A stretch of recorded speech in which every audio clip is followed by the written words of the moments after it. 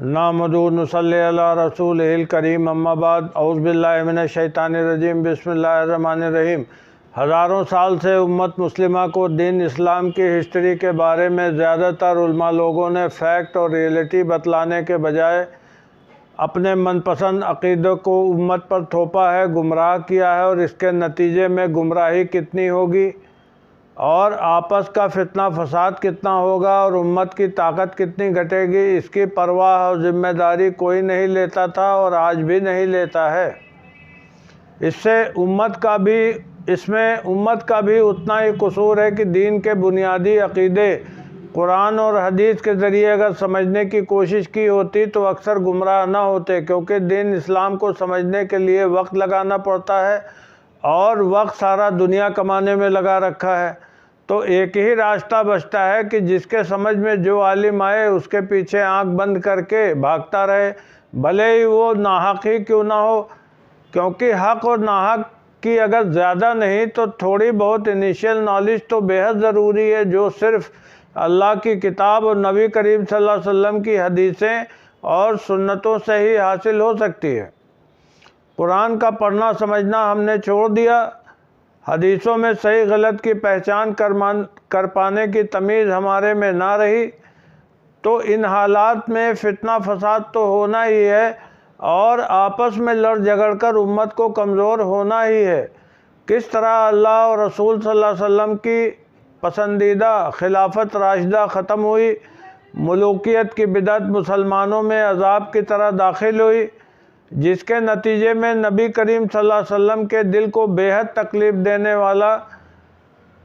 کربلا کا واقعہ ہوا، پھر کس طرح مدینہ میں حرہ کا واقعہ ملوکیت کے نتیجے میں ہوا، جس میں مدینہ کی حرمت اور عزت تار تار ہوئی، یہ سب ہم لوگوں کو سمجھنا اور جاننا ضروری ہے۔ نبی کریم صلی اللہ علیہ وسلم کی وہ پریڈکشن جنہیں نبوت کی دلیل مانا جاتا ہے، حق اور باطل کو سمجھنے میں ان کا بہت بڑا رول ہے، اکثر لوگ انہیں جانتے نہیں۔ یہ وہ حدیثیں ہیں جو حق و باطل کو سمجھنے کی بنیاد ہیں، ان کو جاننا سمجھنا بے حد ضروری ہے۔ سیدنا علی رضی اللہ عنہ اور معاویہ بن سفیان کا معاملہ۔ سیدنا علی رضی اللہ عنہ چوتھے خلیفہ راشد ہیں، جو پوری طرح لیگل اور ویلڈ خلیفہ ہیں، اور ان کی فضیلت اہل بیت ہونے کی وجہ سے اور زیادہ بڑھ جاتی ہے۔ ان کی سب سے بڑی فضیلت یہ ہے کہ نبی کریم صلی اللہ علیہ وسلم پر ایمان لانے والوں میں سیدہ خدیجہ رضی اللہ عنہا کے بعد انہی کا نام ہے، 6 یا 7 سال کی عمر میں، یعنی مردوں میں پہلے نمبر پہ ہیں۔ اب دیکھیں امت کو کتنا گمراہ کیا گیا ہے،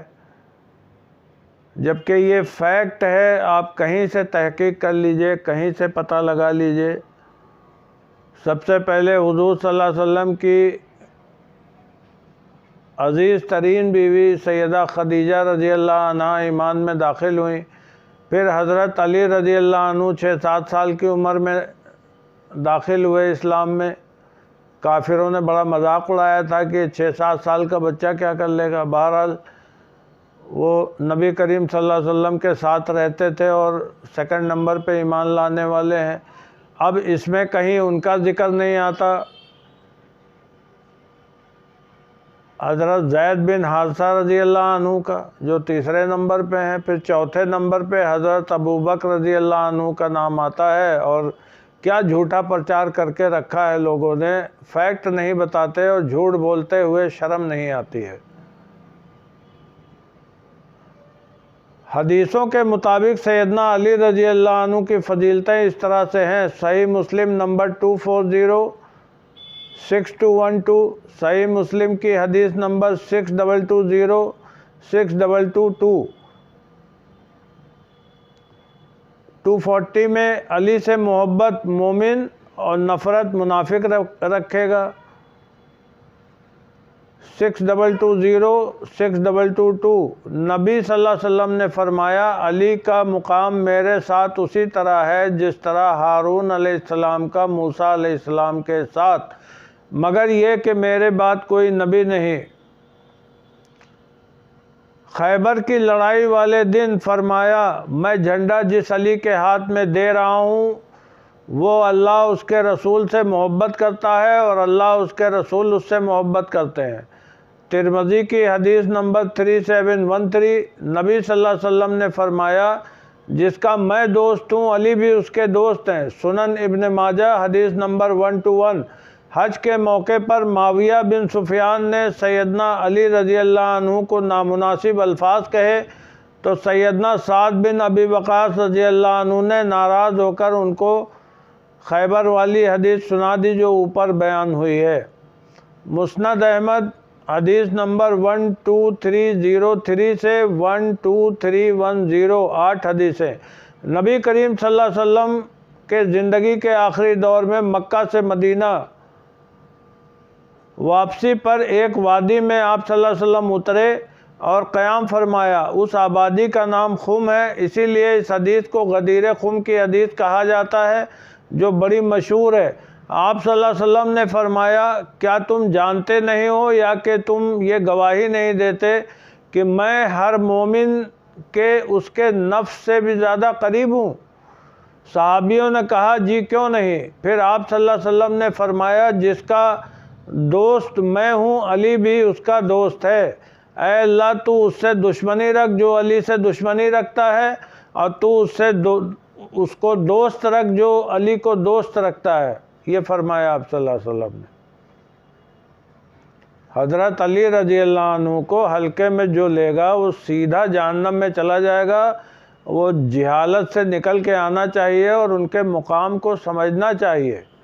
کہ ان کی حیثیت کیا ہے اسلام میں۔ یہ کچھ ریفرنسز ہیں جو کوٹ کر دیے گئے۔ سچ یہ ہے کہ ساری کی ساری حدیث کی کتابیں سیدنا علی رضی اللہ عنہ کے فضائل اور مناقب سے بھری پڑی ہیں۔ سچائی یہ ہے کہ اس سے بڑی منافقت ہو ہی نہیں سکتی کہ نبی کریم صلی اللہ علیہ وسلم کے ارشادات کو درکنار کرتے ہوئے جو لوگ ان کا درجہ گھٹانے کی فراق اور کوشش میں رہتے ہیں وہ ایک گمراہی کے طریقے۔ سیدنا علی رضی اللہ عنہ نبی کریم صلی اللہ علیہ وسلم کے ہاتھ پر ایمان لانے والے پہلے مرد ہیں، وہ بھی 6 سال کی عمر میں۔ ذرا غور کیجئے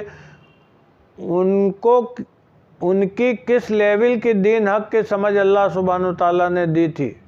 اس کے بعد عشرہ مبشرہ صحابی میں شامل ہیں، اس کے بعد بدری صحابی میں شامل ہیں، اس کے بعد اصحاب شجرہ میں شامل ہیں، یعنی صلح حدیبیہ میں بیعت رضوان میں شامل ہے، اور سب سے بڑھ کر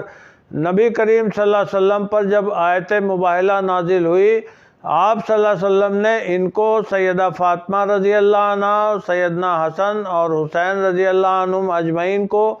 اپنی چادر میں سمیٹ کر اللہ سبحانہ وتعالیٰ سے کہا اے اللہ یہ میرے گھر والے ہیں۔ یہ کتنی بڑی امت کی بدنصیبی ہے کہ ایسے سچے لوگوں کی قدر نہ کی اور حق ادا نہ کیا۔ بات کو سمجھیے، ان سب لوگوں نے نبی کریم صلی اللہ علیہ وسلم کے نقش قدم پر چلتے ہوئے صرف اور صرف امت کی بھلائی سوچی، اللہ اور رسول صلی اللہ علیہ وسلم کو راضی کیا اور دنیا سے رخصت ہو کر رب کائنات سے جا ملے۔ امت مسلمہ کی سب سے بڑی کم نصیبی ہزاروں سال سے یہی رہی کہ اپنے محسن کو یا تو خود قتل کر دیتی ہے یا اس کا قتل ہونے دیتی ہے اور کھڑے ہو کر تماشا دیکھتی ہے، اور آخر کار ملوکیت کا عذاب اپنے اوپر لے لیتی ہے، پھر خون کے آنسو روتی رہتی ہے۔ یہ نہیں ہوتا کہ وقت رہتے حق کے ساتھ کھڑی ہو جائے۔ یہی تو ٹریجڈی ہے امت کی۔ پھر سب سے بڑی بات یہ کہ انسانی کمزوری کی وجہ سے ایسا ہو جاتا ہے اور ہو سکتا ہے کہ کوئی غلط فہمی ہو جائے اور انسان کس کا ساتھ دے، تو اللہ سبحانہ وتعالیٰ نے انسان کو بھٹکنے کے لیے نہیں چھوڑا، کیونکہ اللہ کی کتاب میں کوئی ایسی سچویشن کسی معاملے میں نہیں ہے کہ رہنمائی اور گائیڈ لائنز نہ ملیں۔ آپ دیکھ لیجئے سیدنا علی رضی اللہ عنہ کے خلیفہ راشد ہونے میں شک شبہ تو کسی کو بھی نہیں ہے۔ بات صرف اتنی تھی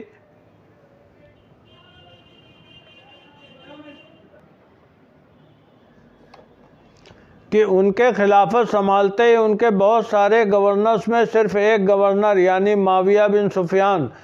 جنہوں نے سسٹم جو صرف 4 سال کے لیے گورنر کا ورکنگ پیریڈ حضرت عمر رضی اللہ عنہ کے ذریعے طے تھا، اس کو اپنی چالاکی کے ذریعے سیدنا عثمان رضی اللہ عنہ کے پورے 12 سال کے دور خلافت میں ہٹنے کے بجائے بنے رہ گئے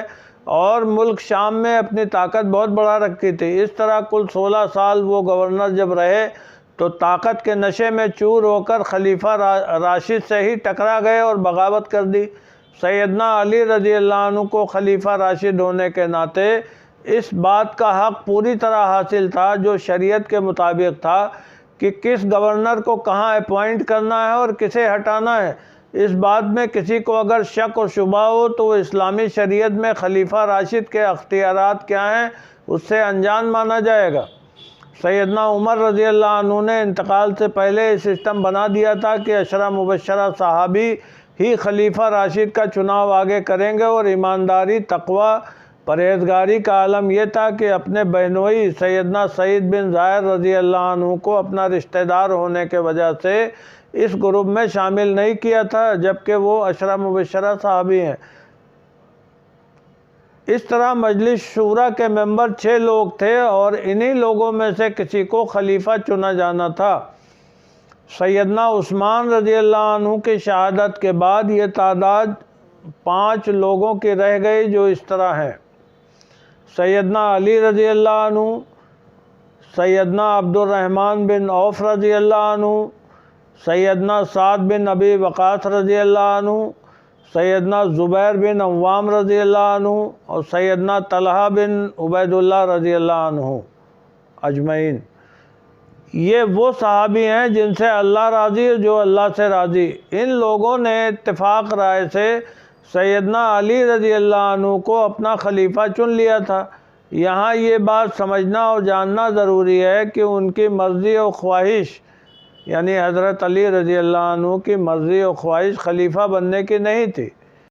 کیونکہ جسے صحیح معنوں میں خدا کا خوف اور اللہ کی کتاب اور سنت رسول کی بے پناہ جانکاری کی وجہ سے وہ یہ سمجھتے تھے کہ تلوار کی دھار پر چلنا آسان ہے، مگر خلیفہ بن جانے اور لوگوں سے بیعت لے لینے کے بعد ایک طرف اللہ کو راضی رکھنا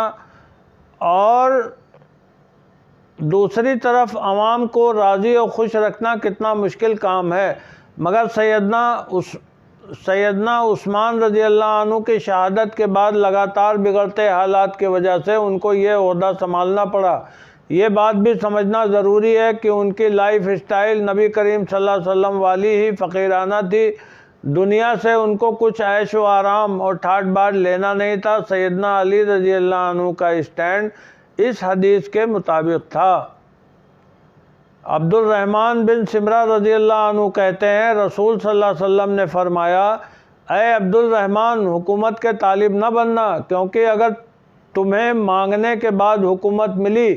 تو تم اس کے حوالے کر دیے جاؤ گے، اور وہ تمہیں بنا مانگے ملی تو اس میں تمہاری اللہ تعالیٰ کی طرف سے مدد کی جائے گی، اور اگر تم نے قسم کھا لی ہو تو پھر اس کے سوا دوسری چیز میں بھلائی دیکھو تو اپنی قسم کا کفارہ ادا کرو اور وہ کام کرو جس میں بھلائی ہو۔ صحیح بخاری حدیث نمبر 7146۔ اس حدیث میں نبی کریم صلی اللہ علیہ وسلم نے پوری امت کو یہ میسج دیا ہے کہ جو کوئی بھی حکومت یا عہدے کی لالچ کرے گا دنیا اسے گھیر لے گی اور وہ اسی میں گھر جائے گا، اور جو اس کا طلبگار نہیں ہوگا اللہ تعالیٰ اس کی مدد بھی کرے گا، اس کی عزت بھی عوام سے کروائے گا اور اس کی آخرت بھی سنور جائے گی۔ یہ بہت امپورٹنٹ حدیث ہے جس میں خلافت کیسی ہو نبی کریم صلی اللہ علیہ وسلم نے اللہ کے حکم سے گائیڈ لائنز طے فرما دی۔ یہ بات اچھی طرح سمجھی جانی چاہیے کہ یہی اللہ اور رسول صلی اللہ علیہ وسلم کا پسندیدہ بیسک کنسیپٹ ہے جسے خلافت راشدہ کہا جاتا ہے۔ سیدنا علی رضی اللہ عنہ سے پہلے کے 3 خلیفہ اسی اصول پر خلیفہ بنائے گئے۔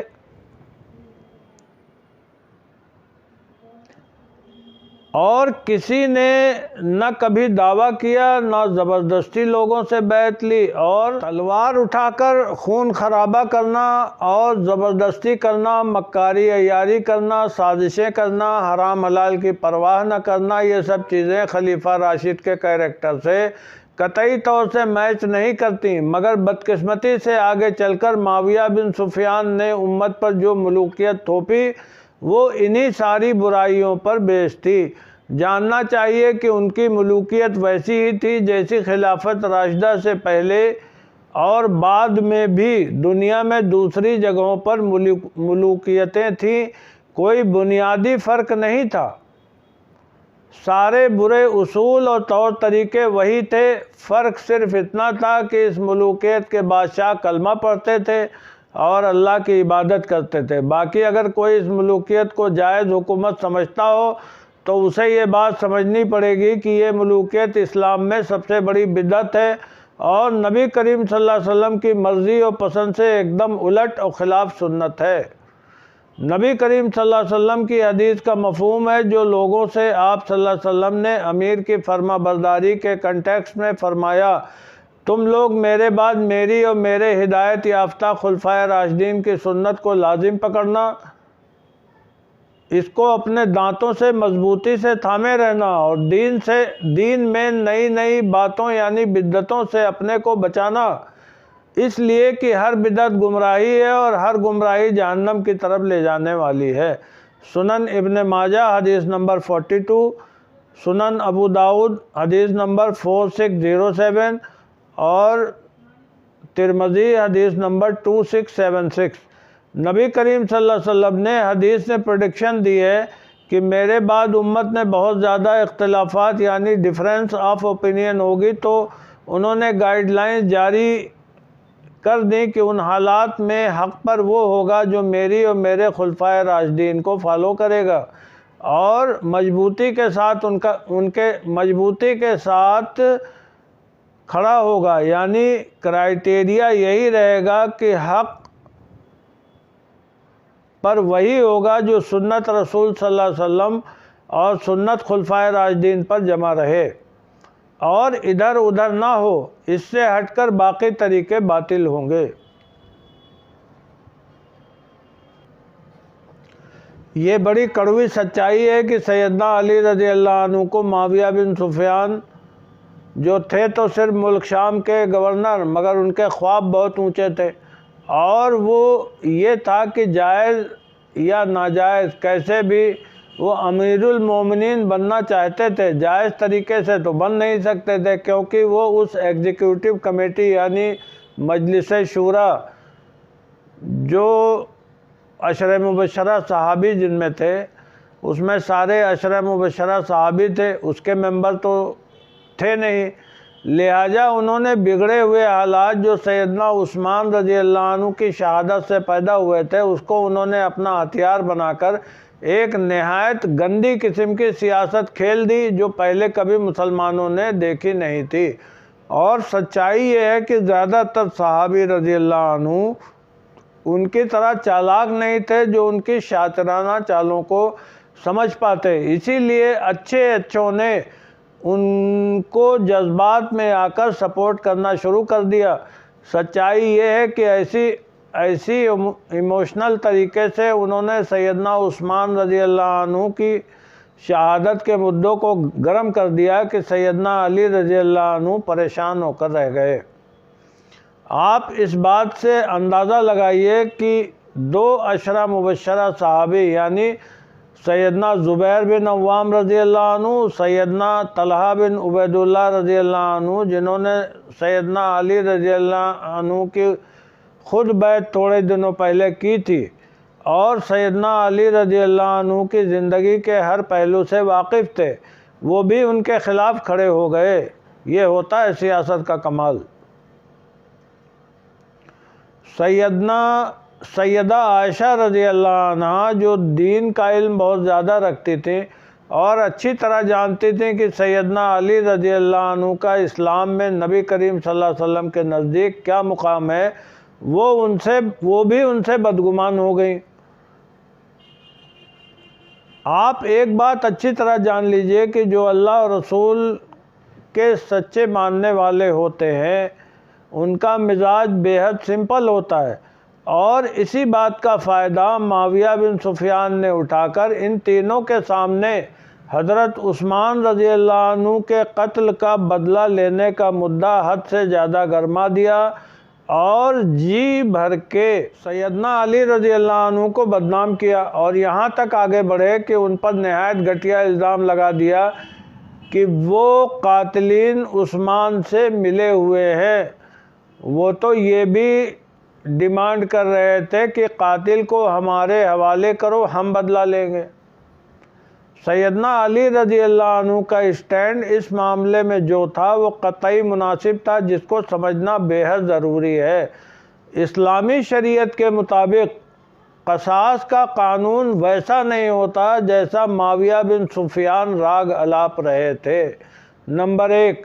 اسلامی قانون میں قصاص کا مقدمہ ہوا میں نہیں چلتا۔ معاملہ شرعی عدالت میں جانے سے پہلے اچھی طرح انویسٹیگیشن ہوتی ہے۔ مجرم کا پتہ لگ جانے کے بعد معاملہ ثبوت اور گواہ کے ذریعے جرم اسٹیبلش ہو جانے کے بعد ہی قاضی سزا سنا سکتے ہیں۔ سزا کا آرڈر ہو جانے کے بعد ہی خلیفہ راشد جو سیدنا علی رضی اللہ عنہ تھے وہ فائنل مہر سزا پر لگا سکتے تھے اور اسی طرح قصاص لیا جا سکتا تھا۔ یہ اسلامی شریعت ہے، ناانصافی نہیں کی جا سکتی، صرف کسی پر الزام لگا دینے سے سزا نہیں دے دی جاتی۔ معاویہ بن سفیان صرف فتح مکہ میں کلمہ پڑھ کر اسلام میں داخل ہو گئے تھے۔ اسلام کی باریکیاں جو شرعی قانون کی ہوتی ہیں اس کی تو ABCD بھی نہیں جانتے تھے، اور اگر یہ مان بھی لیا جائے کہ جانتے تھے تو فیکٹ یہ ہے کہ مانتے نہیں تھے۔ نمبر 2، اسلامی شریعت میں قصاص لینے کا حق سیدنا عثمان رضی اللہ عنہ کے وارثان کا تھا یا پھر خلیفہ راشد کا تھا۔ معاویہ بن سفیان نہ تو ان کے وارث تھے اور نہ ہی خلیفہ۔ نمبر 3، جن حالات میں سیدنا عثمان رضی اللہ عنہ شہید ہوئے بڑے ٹپکل قسم کے ہیں، کیونکہ لگ بھگ ہزاروں لوگوں کا ایک موب تھا جو پروٹیسٹ ان کی پالیسیوں اور کام کرنے کے طریقے پر کر رہا تھا، اور اسلام میں یہ کوئی ناجائز کام نہیں ہے کہ کوئی خلیفہ کے خلاف بول نہیں سکتا بشرطے کہ خلیفہ سے کوئی غلطی ہو۔ اسلامی شریعت میں اللہ تعالیٰ نے عوام کو پروٹیسٹ کا حق دیا ہے،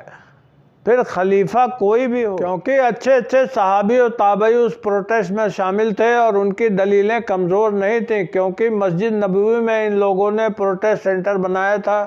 جہاں نماز کے لیے لوگوں کے ذریعے پوچھے جانے پر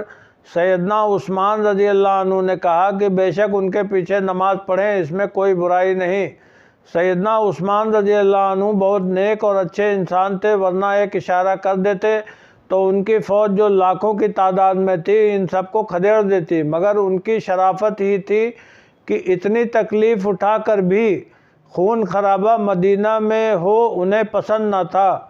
اور انہی حالات میں اسلام کا وہ کون بدبخت دشمن تھا جو پروٹیسٹ کرنے والوں کی بھیڑ میں شامل رہا اور ان کو مظلومانہ طریقے سے شہید کر گیا۔ اسلامی ہسٹری صحیح یہ نہیں بتا پاتی کہ اصل میں کس نے ان کو شہید کیا۔ رہ گیا لائلٹی کا سوال، تو سیدنا علی رضی اللہ عنہ ان سے محبت کرتے تھے اور سچے دل سے ان کی بیعت کی ہوئی تھی، اسی لیے انہوں نے سیدنا حسن رضی اللہ عنہ، سیدنا حسین رضی اللہ عنہ کی ڈیوٹی انہوں نے سیدنا عثمان رضی اللہ عنہ کے گھر کے باہر حفاظت کے لیے لگا رکھی تھی۔ اسی وجہ سے قاتلوں کو موقع نہیں ملا تو گھر کے پیچھے سے سیڑھی لگا کر گھر میں گھس کر انہیں شہید کر دیا۔ معاویہ بن سفیان جو ان کی شہادت کے بعد قصاص چلا رہے تھے اور لوگوں کو بھڑکا رہے تھے، وہ سیدنا عثمان رضی اللہ عنہ کی پریشانی میں کتنا ان کے ساتھ کھڑے ہوئے اور کون سی مدد کی، یہ تو سبھی جانتے ہیں۔ نمبر 4، عرب کا ٹرائبل سسٹم ایسا تھا کہ پورا قانونی پروسیجر اپنائے بغیر صرف شک کی بنا پر سزا دی جاتی تو بغاوت ہو جاتی، اور اسی لیے سیدنا علی رضی اللہ عنہ جلد بازی میں غلط فیصلہ، وہ بھی مجرم کا پتہ لگائے بغیر صرف کسی کے الزام لگا دینے کی بنیاد پر نہیں کر سکتے تھے۔ معاویہ بن سفیان سیدنا عثمان رضی اللہ عنہ کے قصاص کے ایشو پر صرف اپنی سیاسی روٹیاں سیک رہے تھے اور کسی حد تک کامیاب بھی رہے۔ انشاءاللہ اس ویڈیو کا سیکنڈ پارٹ جلدی ہی ڈالتے ہیں۔ سبحان ربک رب العزت عما یصفون وسلام علی المرسلین والحمد للہ رب العالمین۔